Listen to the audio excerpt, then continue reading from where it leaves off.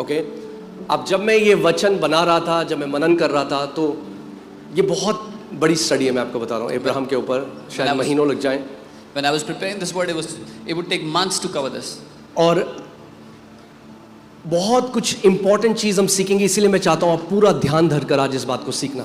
And we learned very important things, so I want you to pay. बहुत सारी चीजें हैं जो इब्राहिम से हम सीख सकते हैं, मगर पहली चीज जो हम इब्राहिम के जीवन से सीखते हैं वो है radical obedience. Many things we can learn from Abraham's life, but the first thing we learn from his life is radical obedience.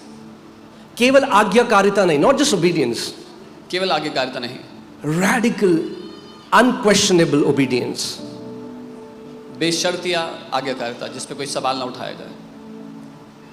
Okay so मैं आज आपको, आपने सुना होगा कई लोग बोलते हैं परमेश्वर परीक्षा लेता है, देखो इब्राहिम की भी तो ली। आज हम उससे सीखेंगे कि क्या उस स्टोरी के अंदर क्या भेद है, क्यों परमेश्वर ने इब्राहिम से बोला मुझे अपना बेटा दे।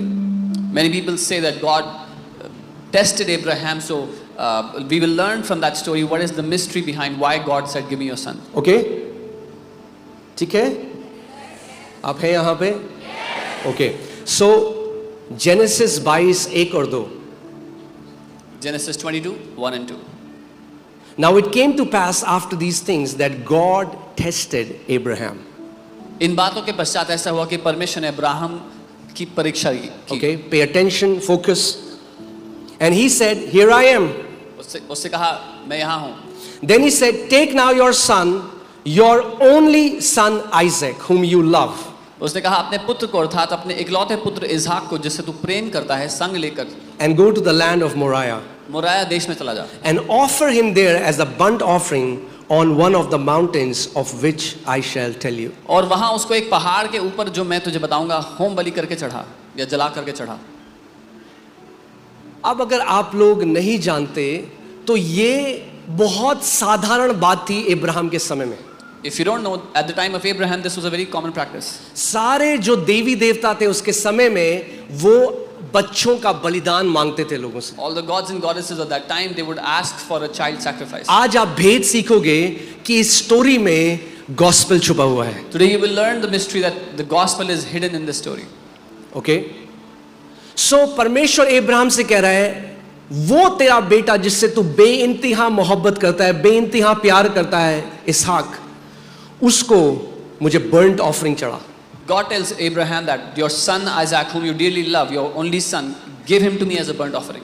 अब जो पेगन प्रैक्टिसेस थी उस समय के, जो देवी देवता होते थे, जो जादू टोना होता था, वो बहुत कॉमन था कि वो बच्चों का बलिदान मांगते रहे. बाल देवता, अगर आप बाइबल में पूरे पुराने नियम में पढ़ेंगे, मोलक, बाल, ये वो देवता थे जो लोगों से कहते थे give me your son. This was a very common practice back in that day. All the gods and goddesses, all the deities that used to be worshipped, they would ask for a child sacrifice. Let's go to Jeremiah 19:5.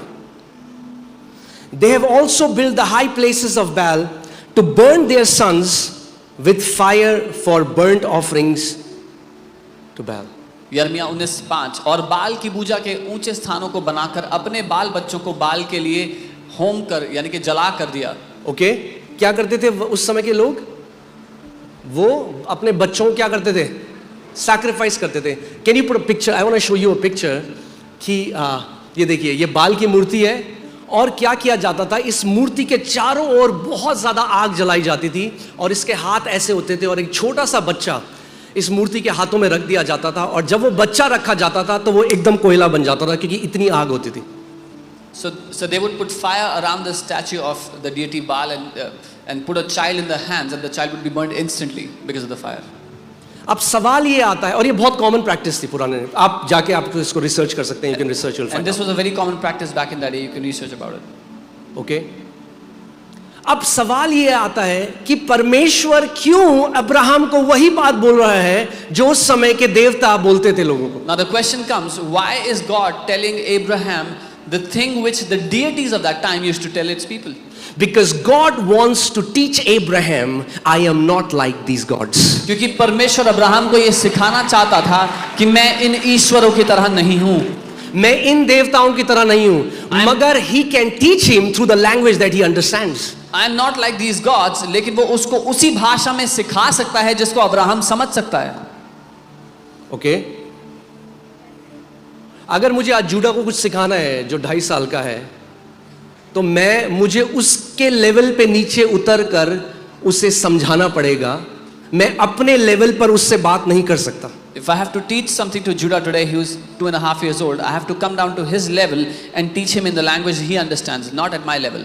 Abraham का background भी pagan है, यानी वो भी मूर्ति पूजक था। Abraham came from a pagan background, he used to worship idols. सो वो जानता है ऐसे देवता बात करते हैं, बलिदान मांगते हैं। So he knew that this is how these deities speak. अब जो जीवित परमेश्वर है, जो पिता है, वो उसे कुछ सिखाना चाहता है कि मैं अलग हूं Abraham. Now the living God, the Father wants to teach him something, that I am different, Abraham.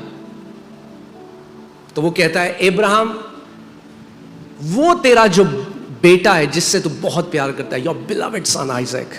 So he tells him, Abraham, your son, just whom you dearly love, Isaac, उसको मेरे पास लेकर आ और उसको होम बलि करके चढ़ा। bring him to me as a burnt and offer as a burnt offering. अब ये test है अब्राहम के लिए कि परमेश्वर उससे कह रहा है, जैसे ये बाकी लोग अपने देवताओं के लिए अपने बच्चों को चढ़ा देते हैं, अब्राहम क्या तू मुझसे वैसा ही प्यार करता है? Now this is a test for Abraham, questioning him, as these people offer their children to their gods. Abraham, do you love me the same way? Will you do that for me?